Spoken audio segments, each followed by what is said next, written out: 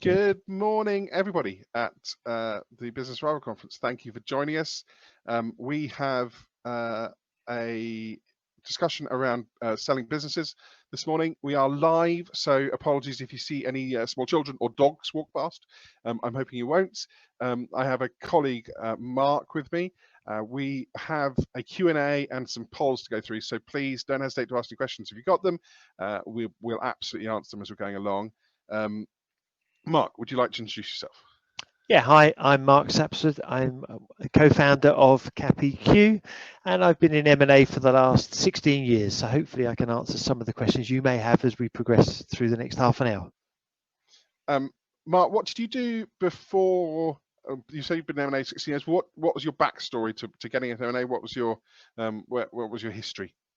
Yeah, well, 7.5 years in the Royal Air Force, then on to ExxonMobil for nearly 9.5 years, and then on from there to a headhunting recruitment business, which I went on to run and sell, and then went into M&A. So if I knew then what I know now, I think I would have got a lot more money for my business, but that's another thing. No, I think that's absolutely the case. And how many clients would you say that you have worked with over the past 16, 17 years? Across the world, around oversight of probably about 150 to 170 transactions, of which 45 that I've led and completed myself, but overseeing teams all over the world to do completions. And what sort of size businesses do you work with currently nowadays? Realistically, from 5 to 100 million in turnover is probably the sweet spot for what we deal with, but we will go bigger and we will go smaller. In reality, it's the industry and the sector that we would look at, maybe go smaller, but that's ultimately where we sit. Okay, looking at all those people that you've worked with, are there a number of things that you can identify that will help anybody watching? So can you give us 5 things that business owners really need to avoid doing? What are the 5 don'ts when you're thinking about selling your business? Yeah, I think, look, at the end of the day, this is a massive emotional thing that you'll go through when you make a decision to sell your business, and I think that's the hardest thing. It's the hardest decision to get over, to actually go through that process. But I think the 5 points that we have discussed as a team are probably the most critical ones. Is when you're taking a business to market, you are often, or when you're running a business, you are often approached by other competitors or other individuals that see interest in your business. And there's a huge desire to go to the first person or sell to the first person that has interest in your business. You are completely blown away. You're slightly flattered by the situation that someone wants to buy your business, but ultimately the reality is there's often more than one. In fact, there could be 10, 15 other people in the world that would be interested in your business. And what I would suggest is familiarity breeds contempt. In other words, the first person that knocks on your door that shows interest is probably not the right buyer for you. You need to look further. You need to look far and wide. So don't just sell to the first purchaser that comes along. Explore the market, explore where you sit in that market. And does that, Mark, would you say that's the case even if someone approaches you with an offer or says they'd like to buy you? Should you just investigate that one person, or are you saying you should go beyond that? No, I think from our perspective, it is also be civil and be approachable about the offer.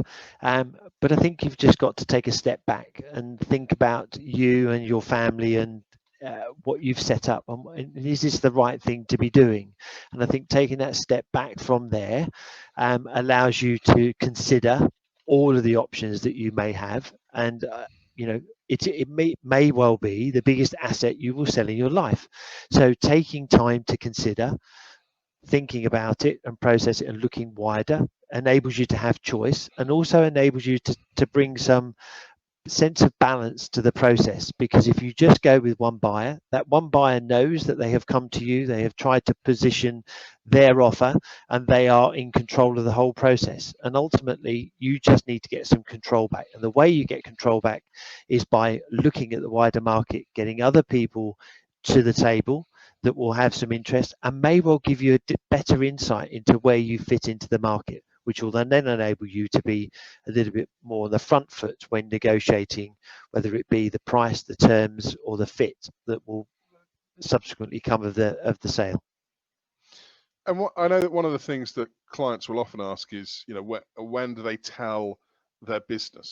So they've been approached, they found an acquirer. How do you actually, when do you advise telling staff or telling anyone else? Yeah, and look, it's a really good question. I think often we as a team say to clients, look, the best time to tell the team or the wider team is when the signatures are on the page, because ultimately you need a business to carry on running. At the end of the day, an M&A process can be hugely distracting, and the last thing you want to do is to have the whole team or the whole of the business all focused on a transaction rather than the day-to-day business and keeping the business going. But there are times that sometimes where a business owner is been out of the business for quite some time, is running it or has a management team, then ultimately that team will need to be brought on board very early on and enable you to deliver the information that's required.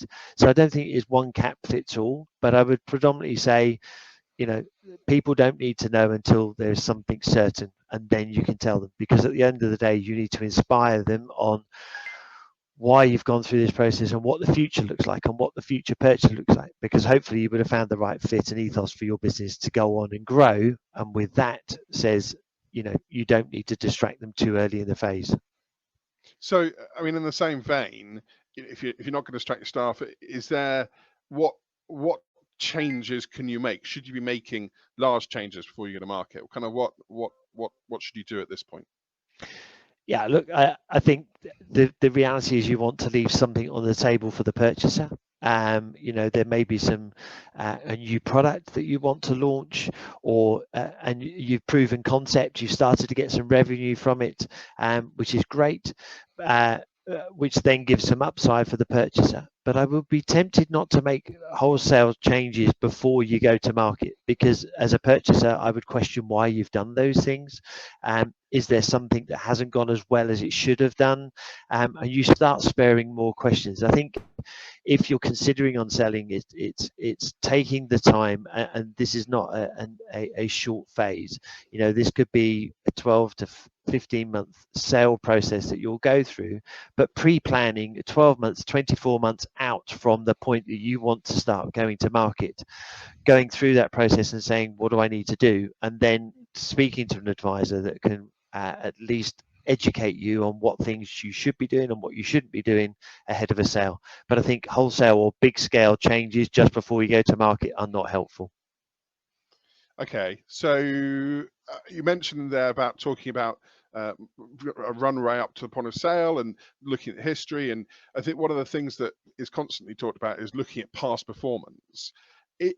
Is that the focus that people should have on? Should they be focusing on making sure that the history is correct and the buyers are interested in the history? Is that how you see the valuation of a business going forward, and actually what buyers are interested in? Yeah, I think it's the old adage. The past is there. It's fact, and it gives you a good base for negotiation. But reality is, businesses are sold on their future, and they should be sold on their future, absolutely, because ultimately the buyer's not buying, albeit they're buying the past, but they're buying the future. They're buying the potential, they're buying the fit with them and the growth strategy that they've bought into. So you should absolutely be selling the future, not the past. The past is just the foundation to get you there. But on the same score, having good numbers, having good management numbers, and ability to articulate at any point where your business is and the movers and shakers of your business, the key performance indicators in your business, is absolutely key and will enable you to get through not only the negotiation phase, but the due diligence phase that you'll go through. Being able to be confidently able to talk about your business will put you in a good light, and will also stimulate buyers to say that this is the company they want to buy. And so through that, it all then stems to what the future looks like, and how does that future look like when the two organizations come together. Okay, and if you focus on the future, as you're suggesting, I mean, I think there's a question about how you do that, but I think that's a bigger topic than we can talk about today. But if you do focus on the future, what are you trying to do with that? What's the aim of, is that just to make the buyer feel good? Does it help a business seller achieve value? Kind of, how does that actually feed through to helping a client? Yeah, I think the reality is that you have a business that's growing, hopefully, or you see the fit with a larger organisation that can unleash the pent up demand for your products. We often see that when you go to market, I mean, we would do a ton of research to identify where you fit in the market, where we see the potential. But through that process, when you have a buyer sat in front of you, often within the first 10 minutes of meeting with them, they'll tell you exactly where they see your business or your product fitting into their business and where they see the growth. Albeit they'll never repeat that conversation, because they learn very quickly when the offers are put on the table that we'll repeat everything back to them of what they've said. But ultimately, it is about that. You can't quantify the future until you've got people in the room, and then you can see where your products or your service fits into their organization, and then very quickly you can see where value lies and what the potential is. But hopefully we would have brought the right people to the table in that process anyway, to have those conversations. Is this a process that you see as being quick and easy? I mean, have you had many clients who would look back and say, "Wow, that was really quick and that was really easy"? And what's the quickest client that you've ever taken to market and completed? Well, from meeting a client from the first day to getting it over the line was 3 weeks. What I would suggest to you, Wow. that's not healthy. It's not healthy for me, nor was it healthy for the lawyer that slept under his desk for probably a week of that time. But ultimately, what's the longest? I mean, the longest, I think realistically 5 years, and that wasn't 5 years in the sense that I was at market for 5 years. I was at market for probably about 10 months. Something catastrophic happened in the business. There was a decision to stop the process, get the business back into a better order, and then went back live to market about 4 years later, and then got it away at the fifth. So if we're talking about the length of engagement with a client, is probably about 5 years is the longest that I've had an engagement with a client. So you don't see your job just as taking a transaction forward. You see it as actually a holistic approach of helping a client, no matter what the outcome is, and actually getting the right outcome for them rather than just a moment in time. Would that be a fair assessment? No, absolutely. I think the role as an advisor is to be there through thick and thin and throughout the whole journey. The more we understand, the more that the team are able to understand about the business, the more beneficial we will be in not only in the negotiation phase but the due diligence phase, to be able to support and guardian the client away from any adverse issues that may come up. It is critically important that an advisor needs to understand not only the business but the personalities, and to build that very close rapport with a client, because this is a journey that you just need to be there by the side of them. Okay. And so I think we've got the quickest, and so by the sounds of it, if it's quick, it's not easy, and if it's long, it's not particularly easy either. So I think we get the idea that it's not necessarily an easy process. What's the average amount of time? What do you expect it to take normally?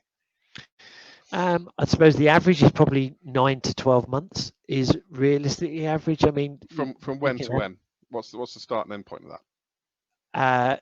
So start to end point, I think realistically is probably closer to 9 months, and on the outside probably closer to the 15 months.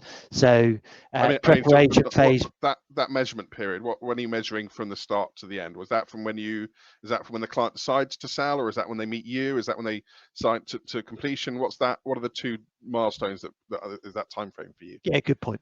So I think from the first day that we are engaged, as in a letter of engagement, to the point of completion, where there's signatures on the paper and completion and money is transfer, I think you realistically between 9 and 12 months is probably where you sit. But the journey may well start well before letter of engagement and having discussions, because as I said earlier, this is a hugely emotional decision, and it takes time, and no one's in a rush. It just takes as long as it takes to get to that point. But once we're engaged, then you just need to go at a fair pace, and making sure that you're keeping everyone to a deadline and time frame that you've worked out on a timetable throughout the whole process. Okay. That's helpful. So I think that gives people a view on how long things might take. Let's look at how a client makes that decision on when to go to market. Who should they be listening to? How do they know when the right time is? How do they know? Because no one does this very often, right? So it's not like there's very few people who sell multiple businesses. They exist for sure, but most people sell the business once. How do they make that decision? You talked about an emotional decision. Who do they talk to? Okay, so let's think about how a business owner comes to the decision to sell their business. Often it's unfortunately, it's some negative things that there may be a health issue within the business, or health issue with the individual, the business owner. They may be going through personal trauma, whether it be a divorce or something, which kind of is a negative way to be selling a business, but unfortunately that has a connotation. Sometimes they just feel tired. They've been through one recession, two recessions, COVID-19, and just got to the stage where they just don't know where they're going to go from here, and just tired and want someone else to take the reins and go on and grow the business. And also, as business owners, we're custodians of a business. There's the people that you employ, and all the families that are supported from that business by the payroll that you pay every month. There is a responsibility that sits squarely on your shoulders, and you come to a decision that actually, to support those families and to make the right decision for the business to go on and grow to the next level, then ultimately that sits with someone else, not yourself. And that decision then is not an easy decision. It becomes really traumatic in that sense to go through that. But once you're through that and you've got to that decision, then going to market and handling and working with an advisor that stands by the side of you throughout the process, from the first day you meet them all the way through to the end, is absolutely critical in this process. And can a business sale ever be strategic? Can it move you from a point A of a certain curve onto a much steeper curve? Is there any way of using business sales as a strategy to change your life outcome? Or is it just a moment in time where something ends? No, absolutely not. And I think that, and it's two ways. I think ultimately businesses will grow, then flatline, and then go for the next level of growth. That reality is that flatlining, just where 2 or 3 years of stable growth. The next level of growth requires some significant capital investment to grow, and the decision is that it would sit better with a wider purchaser to go on and grow. But no, it could be either of those decisions, and the right decision is for the company. It's not about you, it's the right decision to go on and get a strategic purchaser to go on and grow the business more rapidly than you have done probably in the last 2 to 3 years, because you become a little bit more comfortable and happy where you are. But I guess if it benefits the company, then de facto it's benefiting the shareholder and the business owner at the same time. So it's a symbiosis there, absolutely. Absolutely. Okay. So someone's made the decision or put a plan in place and thought about exiting the business and worked out how they're going to do it and when they're going to do it, whether that's to the staff or to a private equity house or to venture capitalist or to a trade acquirer. What are the things that they should really be doing? What are the 5 positive things that the business owner should be doing? Okay, so let's talk about do's. Understanding your scarcity value is incredibly key in this process. Whether you understand it yourself or you come and sit with an advisor and they do what we would define as a transactional landscape, understanding where you fit today in your market, whether it be the UK, Europe, or wider, but understand your scarcity value. Where does value lie? What products do you make that are important to other people, and who has made voices that they want to get into your market or have identified your product as one of the key elements of their growth? If you can understand that, and and just to be clear, there are many times that you will never get it absolutely down to the finer point until you meet the purchasers and you're sat in the room, and within the first 10 minutes they'll tell you exactly the reason why they're sat there and where the potential lies. So often you won't get it all, but you will absolutely in this process find out where your scarcity value lies. Once you can understand that, you understand where value lies, and of course that value is not on your in your P&L or your balance sheet. It's sat there as the intrinsic value that will bring this process and bring you maximum value. And understand, and working hard in the initial phases, the preparation phases, will enable you to then get in front of the right people to then understand that absolute scarcity value that will bring extraordinary wealth later on. So I think what I'm hearing is that it's not the USP. It's not why your clients buy from you. It's what an acquirer gets from buying you that he can't get in any other way. That's what you see as scarcity value. Correct. And it's that dictates value in terms of, really, if you've got some scarcity value, that's where you start to see real value in a transaction. And as an advisor, do you spend some time trying to work out what that scarcity value is? Is that a key part of your role, do you think? Yes, I think, and it goes to the point of holding the hand with the buyer, working through this process and understanding all of those key elements. It's not, and just to be clear, it's not all of the value lays in the scarcity value. It is a factor of one of the things that will bring value to your business, but it is often and can be significantly, it can be where significant value can lie on top of all of the other elements that make up the value or the structure of your business. Okay, so you mentioned earlier about talking to different acquirers. I think ideally, I think most people's presumption is that you'd probably sell to a competitor, and you might talk to one or two of them and agree terms with those. Is that the best way of doing it? Is that what you'd do? Look, in some instances, the competitor may be the right fit. I would counsel probably not, because ultimately they're just buying territory or a new revenue stream that associates, and often they're not the right buyer. I would really counsel just take it, step back, and it goes back to that familiarity breeds contempt. Step back, take some time, consider the market, look wider, and I think you'll find that there is more options than just selling to a competitor. But in some cases, it might be the right thing to do, but I would say it's very rare. And so when you say look wider, Mark, where do you look? How do you look wider? And kind of give us a view of, would you look in the same town? Would you look in the in the UK? Where do you?